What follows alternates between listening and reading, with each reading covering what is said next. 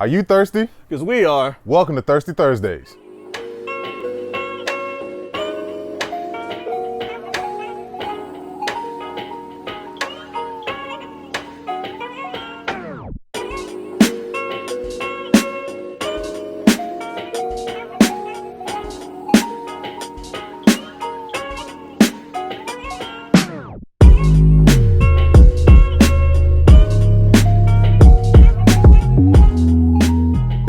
Are you thirsty?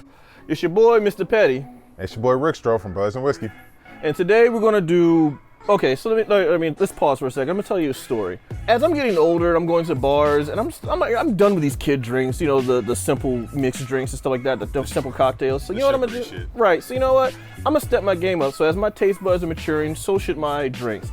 So I'm hearing things like old fashions and Manhattans and, you know, these old man drinks. Let's just be real, old man drinks. Right. So I decided I keep getting them confused though, because I get one and I'm like, that's not what I wanted, but I'm too embarrassed to send it back to the bar, so I'm just sitting there just chugging, you know. Again, the drinks are close to being the same, but they're very different, right? So this is common? Yes. A lot of people mix up these two drinks, right? I don't feel so bad. A Manhattan is a shaken drink, which means you need to shake it in a shaker. And an old fashioned is a build drink, which means you need to get in a glass and then you have to build it on top of each other, right? So these are two very similar but also very different drinks. And also, a Manhattan has a history of saving Bart Simpson at one time from Fat Tony and his goons. So now, let's have you build this Manhattan. You have your shaker, you have ice in it. What you're gonna do is you're gonna put your whiskey in there. So about 2 ounces, so about 6-second pour. 1, 2, 3, 4, 5, 6, there you go. So next you got the sweet vermouth, just about 1 ounce. There you go. You don't want to overwhelm it. You want to cut the taste of the whiskey, but you don't want to kill the whiskey. Yeah. That will wake you up. I bet it will. Next, you're gonna have a couple dashes of orange bitters.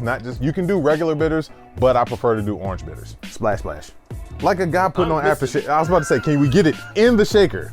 But you just want to dash it on there like an old man putting on aftershave. Oh no, not like the guy at the gym. No. You can smell him around. You can smell him around the corner. Put your towels on. Please put your towels on. I don't want to see your wrinkly balls like Johnny Knoxville. All right, so you got bitters, you got the vermouth, you got the whiskey. Next, you're just gonna want to shake.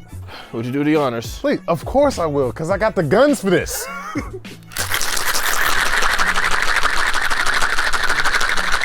All right, shaking. Next, you want to take an orange peel right there, and you're gonna want to rim your glass to give you that nice orange zest flavor as you go in for your drink every time, and also knock over your shaker full of alcohol. And now pour. Perfect, perfect, perfect. Now you're gonna want to get a couple of maraschino cherries, put those in there. 1 cherry will do. And there you have it, a Manhattan.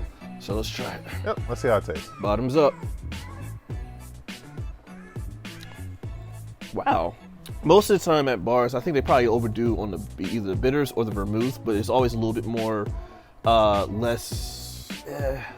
acidic at the bars and stuff like that. But here, this is actually a really good balance of all of it. The vermouth and the bitters kind of like dulls the whiskey flavor, but not too much that you can't taste the whiskey, because the whiskey actually gives it the volume on it. Plus the chill of the ice is like, you know, it's a cool drink, and the cherry, just for garnish, I don't really taste the cherry. But. And so that's the sign of a really good drink right there. When you have the key word that's used is balance. And that's the thing about it. A really good drink has really good balance to it. No ingredient is overwhelming any other ingredient anymore. And you just have a nice, soothing, calm drink. Well, we'll just move on next to the old fashioned. We're gonna go ahead and start to build this drink. Now, most people, they use sugar cubes. We don't have sugar cubes, so I'm just gonna use some regular sugar, because you don't need all the fancy shit to make a good drink. So it says you need a half a teaspoon, but I'm gonna do a little bit more than a half a teaspoon. I'm gonna use my little my little stir spoon here. We're gonna do 4 of those.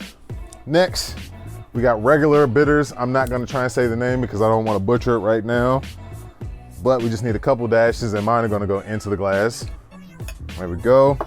And then next, you're supposed to use rye whiskey, but you can use a regular whiskey too. This is local to us because we're from the DMV, so in Maryland. This right here is Twin Valley Distillery. This is a barrel-aged whiskey. So it has an oak flavor to it and a brisk, like, smoky flavor to it. It's just such an impactful, nice tonality to it. Now that's a pour. Just because you don't want to have all of that sugar clumping up at the bottom of the drink, I like to genuinely do a stir. All right, nice little stir with our bar spoon here.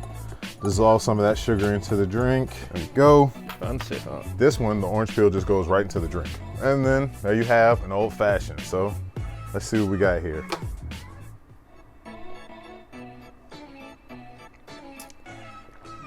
The sugar and the bitters almost combine to work in concert with the natural sugars inside the whiskey.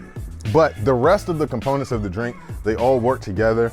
It actually increases the natural smokiness of the whiskey, and it makes it, you know, a little bit more palatable, a little less overbearing. So that's the sign of a really good old fashioned, is once again, like I said, everything just working together in concert to make a really good balanced drink. Let's trade. Sure. Let's see what we're working with. Check this out. Let's see what we got going. See what we got going on here. I love the chill of the Manhattan. Oh, this really is good. Like, yeah, man. I'm adjectives fail me. This is something I would definitely drink like after just to relax after a day of work or something. Like watching on I don't know, maybe One Piece or something, just sipping on this. You ain't never watched One Piece in your life. Shaking this over ice really adds an element to this that makes it nice and cool, and again, way more palatable. So, in conclusion, both drinks are good. Maybe I had it all wrong because I used to not like Manhattans as much as old fashions, but after trying them here, I feel like, you know, the bars are just doing it wrong. So.